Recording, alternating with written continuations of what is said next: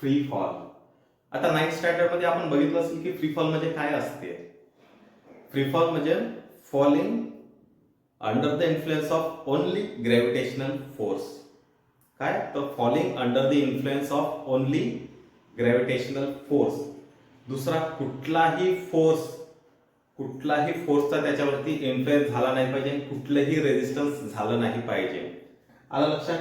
आता बघा free fall म्हणजे काय, तर आपण एक ऑब्जेक्ट घेतलेला आहे, कुठलाही एक ऑब्जेक्ट घेऊ आपण, ठीक आहे. एक स्टोन घेतला, तो खाली पडतो आणि आपण फिदर घेतला तर तो हवेत असा तरंगत तरंगत तरंगत तरंगत खाली येतो. याचा अर्थ काय, तरंगत तरंगत खाली येतो म्हणजे काय, तर त्याचा जो एअर रेजिस्टन्स आहे तो त्या फिदरला खाली पडू देत नाही. पुन्हा त्याच्यावरती कुठला फोर्स ऍक्ट होतो, बुऑयन्स फोर्स ऍक्ट होतो. त्याच्यावरती बुऑयन्स फोर्स काय होतो, ऍक्ट होतो. कुठल्या, तर आपल्या एन्व्हायरमेंटमध्ये. आपली जे पृथ्वी आहे त्याच्यावर काय आहे, एन्व्हायरमेंट आहे. जर आपण स्पेसमध्ये गेलं तर स्पेसमध्ये काय, एन्व्हायरमेंट नाही. स्पेसमध्ये काय, तर एन्व्हायरमेंट नाही. त्याच्यामुळे जेव्हा आपण पृथ्वीवरती फिदर ड्रॉप केला, फिदर म्हणजे पक्ष्याचा एक पंख, तर तो असा तरंगत तरंगत खाली येतो. का, तर एअर, आपल्या वातावरणात हवा आहे, ठीक आहे. कधी कधी असं होते की हवा जी आहे ते फिदरला कुठल्या दुसऱ्याच ठिकाणी घेऊन जाते, कधी वरच्यावर आणखीन वर घेऊन जाणार. तर ते डिपेंड करते की हवेचा फ्लो कसा आहे.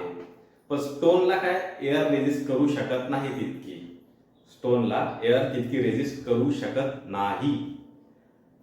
तर फ्री फॉल जर आपल्याला 100% जर बघायचं असेल तर आपण कुठे बघू, पृथ्वीवरती व्हॅक्यूम मध्ये बघू, किंवा आपण कुठे बघू, स्पेस मध्ये बघू. स्पेस मध्ये काय, तर मून झाला किंवा आपले आर्टिफिशियल सॅटेलाइट झाले, ते फक्त under the influence of earth gravity, under the influence of फक्त अर्थ ग्रॅव्हिटीच्या इन्फ्लुएन्स मध्ये ते काय पृथ्वीच्या कक्षेत गोल गोल फिरत आहेत. तिथे कुठलाही वातावरण, एन्व्हायरमेंट नाही, एअर रेजिस्टन्स नाही, बुऑयंट फोर्स नाही. आता तुम्ही म्हणा की हा बुऑयंट फोर्स कसा ऍक्ट होतो, तर एअर आणि लिक्विड हे काय आहे, फ्लुइड आहे. आपण जे आहोत फ्लुइड म्हणजे काय, तर पाणी हे लिक्विड आहे, पाणी हे फ्लुइड आहे. पाण्यामध्ये आपण एखादी वस्तू काय होते, डुबते, सबमर्ज्ड होते. तसं एअर मध्ये काय आहे, एअर पण हे फ्लुइड आहे. एअर मध्ये आपण डुबून आहोत. आपण एअरच्या वर आहोत का, नाही, एअरच्या अंदर आहोत. आपण एअर मध्ये डुबून आहोत. आपला एन्व्हायरमेंट, जेव्हा आपण व्हॅक्यूम मध्ये जाऊ तेव्हा तिथे आपला सराउंडिंग नाही राहणार, ठीक आहे. त्याच्यामुळे एअर जो आहे तो बुऑयंट फोर्स ऍक्ट करतो, कुठल्या अपोजिट डायरेक्शनला. तर फ्री फॉल म्हणजे falling under the influence of gravity, अर्थ ग्रॅव्हिटी. कुठे डायरेक्शन काय राहणार, towards the centre of earth, ठीक. आता जेव्हा तो खाली पडतो under the influence of earth gravity, तर त्याचा ऍक्सिलरेशन काय राहणार, ऍक्सिलरेशन काय राहणार, ड्यू टू ग्रॅव्हिटी. ऍक्सिलरेशन काय राहणार, ड्यू टू, ऍक्सिलरेशन काय राहणार, जी, म्हणजे ऍक्सिलरेशन ड्यू टू ग्रॅव्हिटी जे ऍक्सिलरेशन आहे त्याची व्हॅल्यू काय राहणार, सेम राहणार. म्हणजे किती, तर 9.81. आता बघा हा एक फॉर्म्युला दिलेला आहे की v equals to gt, s equals to half gt square किंवा v square equals to 2gs. ठीक. आपण काय केलेलं आहे इकडं की फ्री फॉल जेव्हा पण होतो तेव्हा इनिशियल वेलोसिटी 0 होते. आता खालून मी वरती फेकला, खालून एखादी ऑब्जेक्ट वरती फेकला, हा 5च्या स्पीडने गेला, याची स्पीड कमी कमी कमी होत गेली आणि 0 वरती. का बरं कमी कमी होत झाली, कारण अर्थ स्वतःकडे खिचत आहे. म्हणून हे ऍक्सिलरेशन काय, डी ऍक्सिलरेशन होत आहे. म्हणजे काय, तर निगेटिव्ह ऍक्सिलरेशन येणार. जेव्हा आपण एखादी वस्तू अपवर्ड वरती फेकतो तेव्हा काय होणार, डी ऍक्सिलरेशन होणार. मी 10च्या स्पीडने जर फेकली, आपण बॉल वर फेकतो तो सुरुवातीत त्याची स्पीड जास्त असते, मग वरती कमी कमी होत एक पॉइंटला तो 0 होऊन जातो आणि तिथून तो खाली पडायला परत सुरुवात करते. तर त्या पॉइंटला 0 होतो, त्या पॉइंटला त्याची इनिशियल वेलॉसिटी काय असते, त्याची 0 त्या पॉइंट वरती. आता इथं तो 0 झाली, इथून तो खाली पडायला त्याची सुरुवात होणार. का, तर under the influence of earth gravity खाली पडायला सुरू होणार. तर या पॉइंटवरची माझी काय राहणार, इनिशियल वेलॉसिटी 0 राहणार, तिथून वाढत जाणार, ठीक. तर आपण v इक्वल टू काय म्हणतो, आपण v equals to u plus at. v equals to काय, u प्लस at. पुस्तकात तुम्ही लिहून घ्या, v equals to u plus at, Newton's first law of motion. तर v इक्वल टू u च्या जागी आपण टाकलं 0 टाकला आणि a च्या जागी काय टाकलं, g टाकला.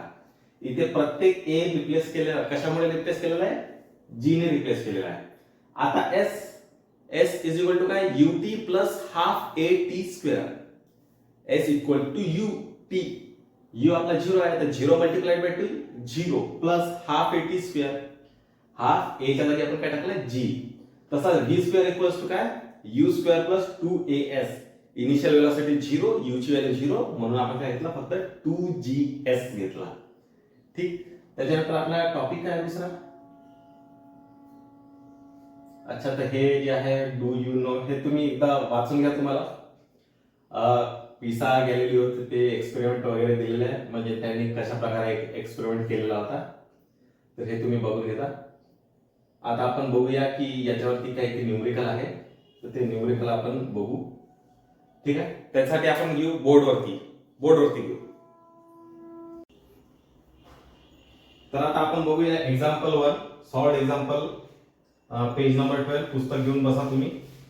ठीक. तर आपण हा एक्झाम्पल आता सॉल्व्ह करणार आहोत. आपला पहिला एक्झाम्पल आहे an iron ball of mass किती 3 kg. किती डिस्टन्स वरती होता तो at a height of 125 metre and falls freely. ठीक आहे. एक लोखंडाचा बोर्डा आहे एक 125 मीटर उंचीवर ठेवलेला आहे आणि तिथून तो खाली पडत आहे. अज्युमिंग द व्हॅल्यू ऑफ जी अर्थात काय ऍक्सेलरेशन ड्यू टू ग्रॅव्हिटी त्याची किंमत किती ठेवलेली आहे 10 दिलेली आहे. का बरं 10 दिली आपलं गणित सोपं व्हावं म्हणून त्याच्यासाठी त्यांनी काय दिली 10 दिलेली आहे. ठीक. तर मला काय करायचं आहे की टाइम तर time taken by ball to reach the ground. त्याच्यानंतर वेलोसिटी ऑफ बॉल किती असते त्याची जेव्हा तो ग्राउंडला टच होतो आणि काय करायचं आहे की height of the ball at half the time किती अर्ध्या टाइम मध्ये half the time to reach the ground. ठीक आहे. अर्ध्या टाइम मध्ये माझा बॉल कसा खाली पडतो ते बघू आता.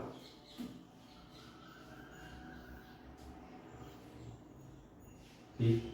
हा जो डिस्टन्स आहे 125 मीटर आहे. इथून इथचा बॉल जो आहे सध्या आयरन बॉल आहे त्याचा मास आहे 3 kg. ठीक. Height of ball at half the time it takes to reach the ground. आता इथून याचं माझं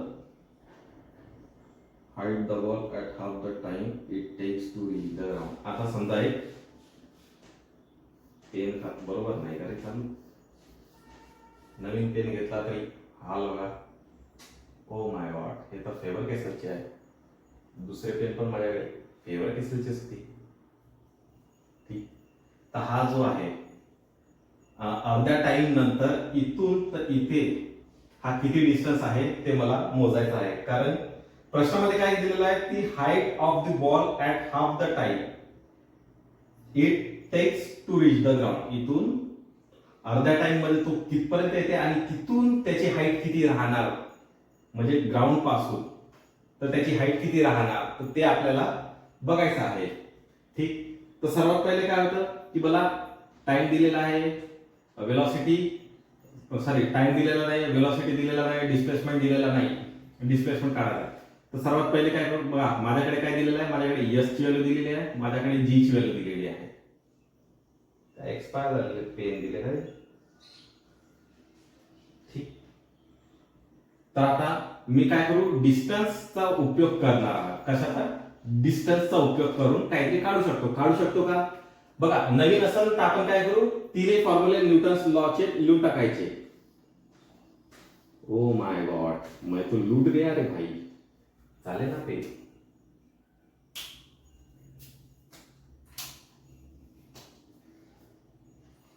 तर सर्वात पहिला फॉर्म्युला काय आहे v equals to U plus A T. दुसरा काय आहे s equals to ut plus half A T square. तिसरा काय आहे v square equals to U square plus 2as. ठीक. आता बघा मी काय काढू शकतो माझ्याकडे काय दिलेला s दिलेला आहे तर मी याच्यामध्ये s ची व्हॅल्यू टाकू शकतो. इनिशियल वेलोसिटी माझी u काय राहणार 0 राहणार. इनिशियल वेलोसिटी u काय राहणार माझी 0 राहणार. तर बघा 0 राहणार तर हे 0 होऊन गेला. माझ्याकडे a अर्थात काय a इक्वल्स टू काय आहे g. a इक्वल्स टू काय आहे g. तर ह्या फॉर्म्युला मध्ये माझ्याकडे s आहे ए ची व्हॅल्यू जी आहे, मी टी काढू शकतो की नाही? काढू शकतो. तुम्ही हा इक्वेशनचा उपयोग करणार. एस 125 इक्वल्स टू काय, half into 10 into T square. आता टी स्क्वेअर म्हणजे काय, तर 125 इंटू 2/10. ठीक, 150, सॉरी 125 गुणिले 2 केलं तर किती होते, 250/10. ठीक, आता टी इक्वल्स टू काय होते, इक्वल्स टू 25. माझं उत्तर काय ते, टी इक्वल्स टू 5. आता टाइम असल्यामुळे मी काय लिहिणार इथे, सेकंद. काय लिहिणार मी इकडे, सेकंद. तर बघा अशा प्रकारे काय झालं, माझं उत्तर आलं, टाइम आला. पहिली गोष्ट आपण मी काढून टाकली, मला काय मिळालं, टाइम मिळाला.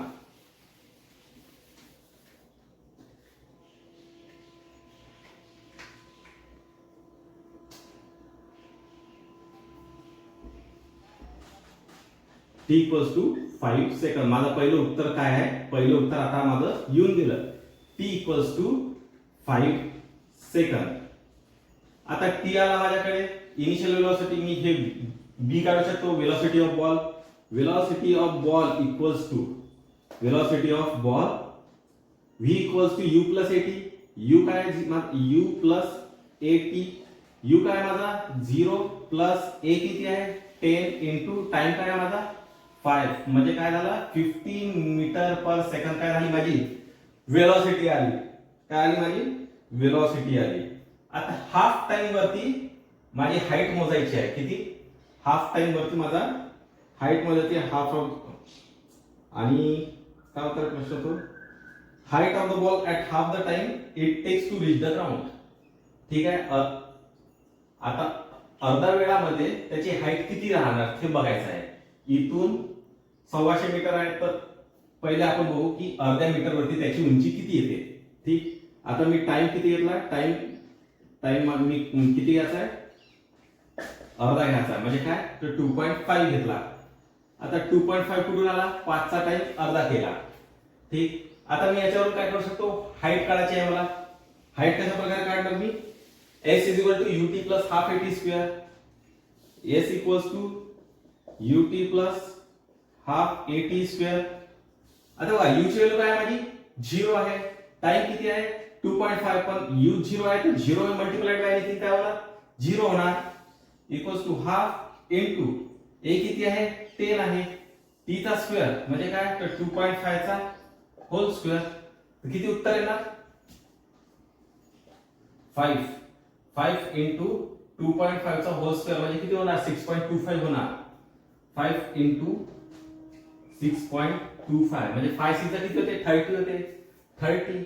आता 5 चा भाग किती होणार 1.25 म्हणजे 31.25 होते का. यस 31.25. यस किती आला माझा 31.25 म्हणजे 2.5 सेकंदामध्ये इथून तर इथपर्यंत पोहोचायला किती लागला मला 5 सेकंद लागला. कुठपर्यंत इथपर्यंत, पण इथून तर इथपर्यंत पोहोचायला किती लागते मला 2.5 सेकंद लागते.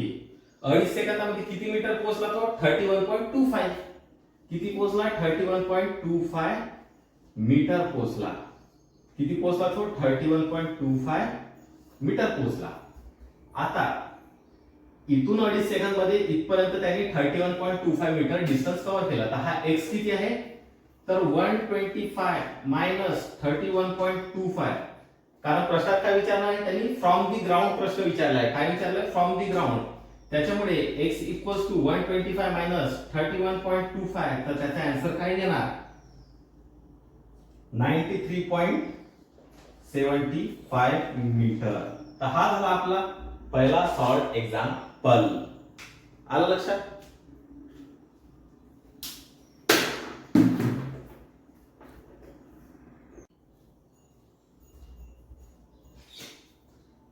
Second example, a tennis ball is throne up. एक टेनिस बॉल होता, तो खालून आपण कुठे फेकला वरती फेकला, खालून वरती फेकला. मी हा जो पेन आहे इथून जर मी वरती फेकणार तर सुरुवातीला मला काही वेलोसिटी द्यावी लागेल, इनिशियल वेलोसिटी. त्या वेलोसिटीला काय म्हणू इनिशियल वेलोसिटी. बॉल असेल मी त्याला असं वरती फेकत आहोत, इथूनच मला स्पीड द्यावी लागेल. ठीक आहे, तर मी इथून बॉल फेकला, इनिशियल वेलोसिटी मला काढायची आहे u. इथून initial velocity u equals to question mark, कारण इथून जाता जाता v काय होणार माझा 0, म्हणजे फायनल वेलोसिटी 0 होणार. का 0 होणार की अर्थची ग्रॅव्हिटेशनल फोर्स कुठे पुल करते, त्याला खाली पुल करत आहे. अर्थची ग्रॅव्हिटेशनल फोर्स कुठे पुल करत आहे, खाली पुल करत आहे. पण माझा बॉल कुठे चालला, वरती चालला. त्याच्यामुळे माझा ऍक्सेलरेशन ड्यू टू ग्रॅव्हिटी काय राहणार, मायनस राहणार. लक्षात ठेवा, जेव्हा पण आपण ग्रॅव्हिटीच्या विरुद्ध दिशेने कुठली वस्तू चालली असेल तर तेव्हा आपण काय वापरायचं, मायनस जी. आणि हा जर बॉल जेव्हा खाली येईल तेव्हा आपण काय वापरू, प्लस जी. इथून इनिशियल वेलोसिटी मग याची 0 होणार, तिथं येता येता फायनल वेलोसिटी याची वाढून जाणार. कधी हा इथं गेला, इनिशियल वेलोसिटी काहीतरी असेल, फायनल वेलोसिटी 0 झाली. मग या पॉइंट पासून जेव्हा तो खाली पडणार तेव्हा याची इनिशियल वेलोसिटी 0 आणि फायनल वेलोसिटी वाढत वाढत वाढत इथे फायनल वेलोसिटी त्याची येऊन जाणार मॅक्सिमम वरती. कारण इथे मायनस 9.8 होणार वरती जाताना मायनस, आणि खाली येताना प्लस 9.8 होणार.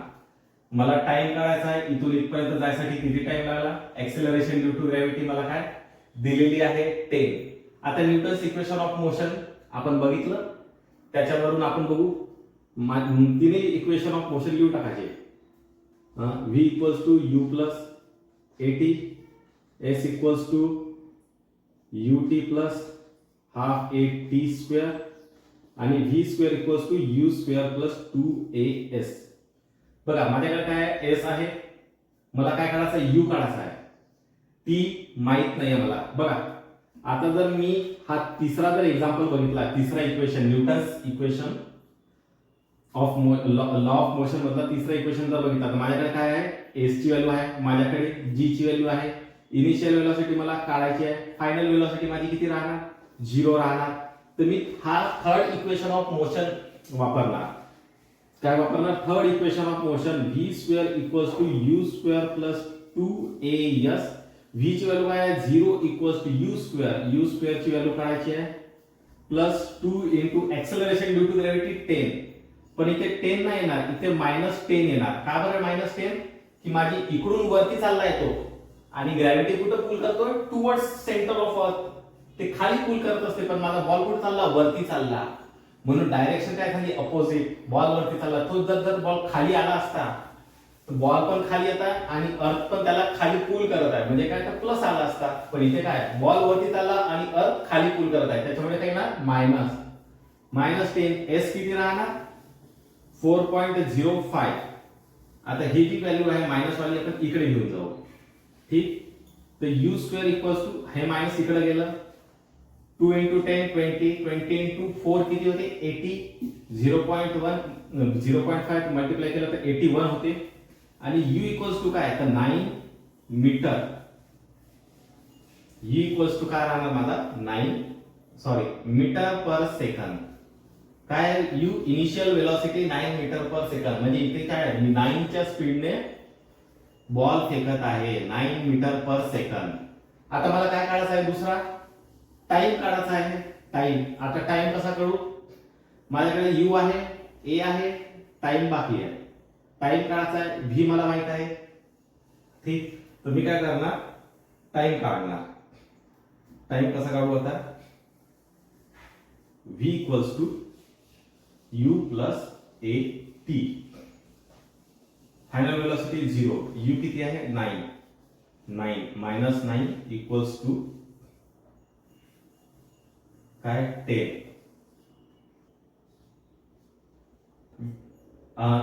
u इकडे गेला तर मायनस काय आला, हा काय झालं 0. आता हा u आहे, u मी इकडे पाठवला तर काय होणार, प्लस u चा इकडे काय होणार, मायनस u होणार.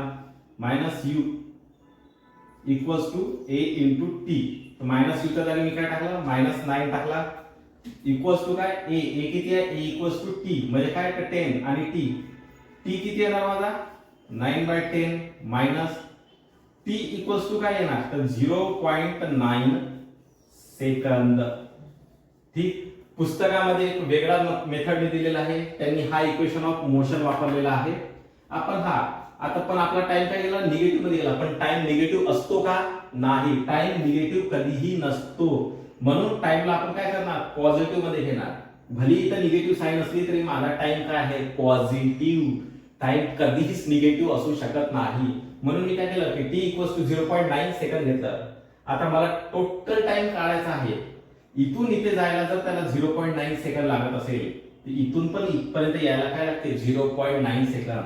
त्याच्यामुळे मी काय करतो, टोटल टाइम इक्वल्स टू काय 0.9 इंटू 2 इक्वल्स टू काय 1.8 सेकंद. एवढा माझा काय आहे टोटल टाइम आहे. माझा टोटल टाइम किती आला 1.8 सेकंद. अशा प्रकारे बघा माझं काय गणित सॉल्व्ह झालं. आपण दुसऱ्या इक्वेशनने सुद्धा एक्झाम्पल सॉल्व्ह करू शकतो. ठीक, खरं तर मी हा इक्वेशन वापरायला हवा होता, पण मी हा इक्वेशन वापरला. उत्तर आपलं बरोबरच येणार, चूक कधी होणार नाही. आलं लक्षात.